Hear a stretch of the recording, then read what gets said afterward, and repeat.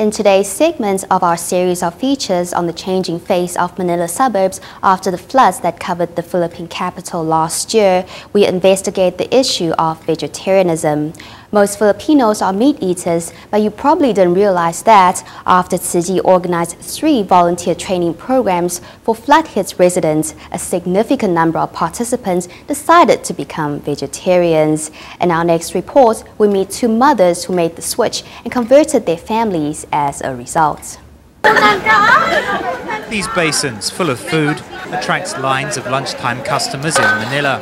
The standard fare looks and smells good, but if you want to eat vegetarian, you're in for a hard time. All the stalls use animal fat, so eating meat-free is not only a matter of buying garden produce, even the cooking oil has to be purchased with care. Stir-frying with a little vegetable oil and fresh cabbage, this simple meal brings out the original flavor of the food. A month ago, Lonita decided to make a change in her life, starting with her diet. After I took part in the volunteer seminar, I started giving my family vegetarian food. Vegetarian food can help keep you free of illness like high blood pressure. Lonita went meatless after a vegetarian risotto at Tzu Chi's volunteer training.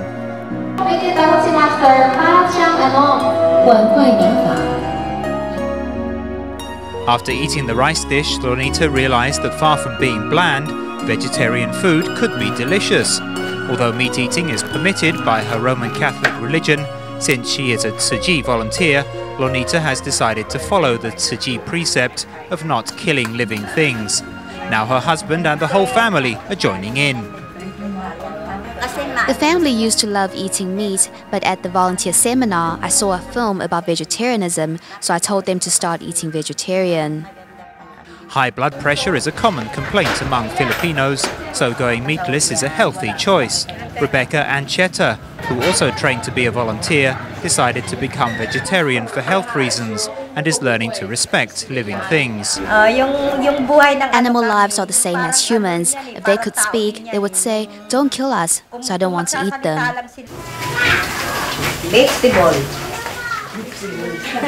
Calabash and boiled rice is a typical meal for local residents. Rebecca's family eats her cooking 3 times a day, so when the mother refused to put meat on the table, she converted 13 other people to vegetarianism.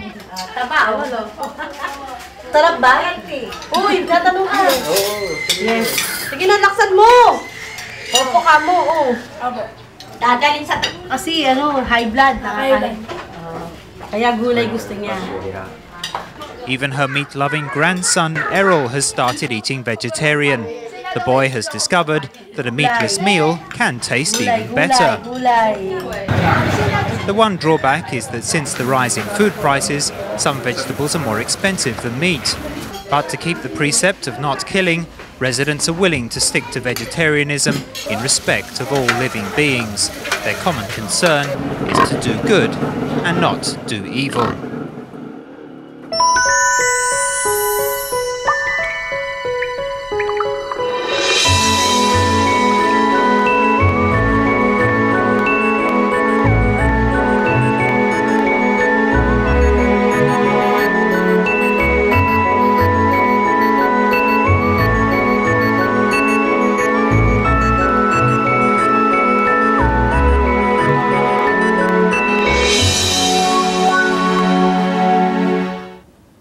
Coming back to Taiwan, Tzu Chi volunteers regularly visit prisons to bring love and Master Cheng Yan's Jingsi aphorisms to inmates.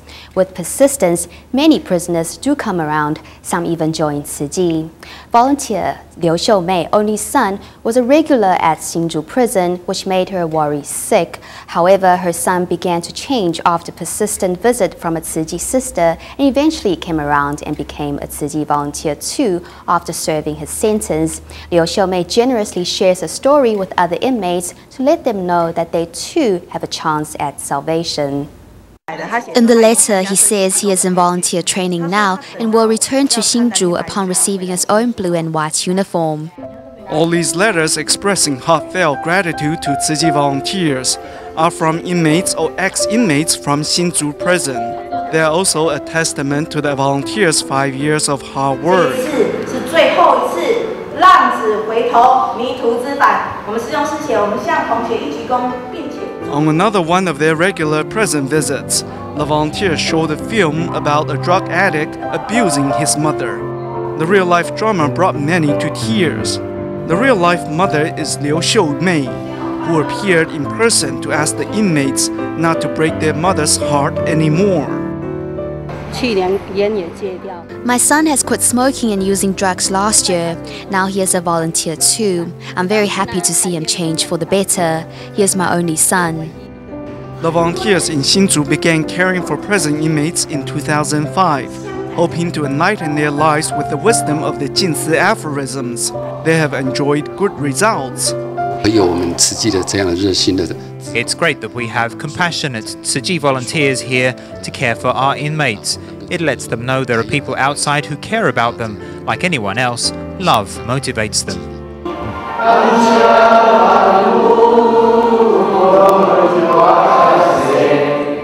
The volunteers bring in their own video equipment on each visit, so the inmates can have the full experience. They hope the love they bring can affect changes to these inmates' lives. On our visits, we share the Master's wisdom, Jinsi aphorisms, with them. We also share with them the stories of those changed by Tzu Chi, so they know that they can do it too.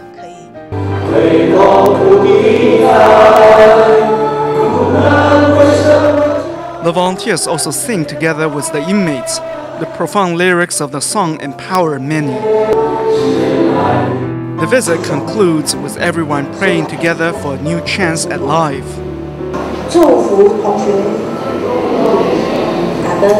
Tzu Chi volunteers also carry out similar visits in other parts of Taiwan. Hopefully, these inmates will learn their lesson and come to walk the righteous path. Zheng Hongchen is a son of Liu Xiumei in the story we just watched. In his rebellious teenage days, he became a drug addict, which sent him to prison 6 times. He would even physically abuse his mother for drug money. However, this all changed because of Tzu Chi. Now out of prison, he is putting himself through trials and training by volunteering at Hualien's Jinsi abode.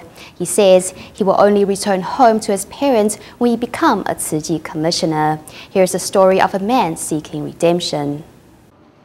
Zheng Hongchen has been a volunteer at Jinsi abode in Hualien for more than a year. His rebellious days of drug abuse and prison time seem like a dream. Now he is living with a purpose. I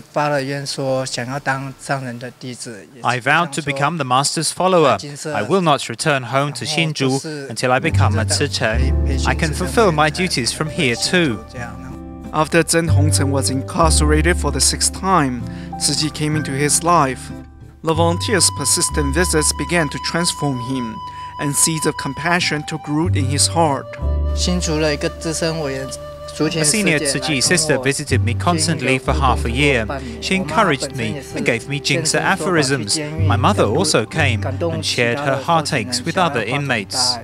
Now out of prison and back at his spiritual home, Zheng Hongchen is putting himself through trials and training to become a new man, to find a new life, and finally put his mother's worrying heart at ease.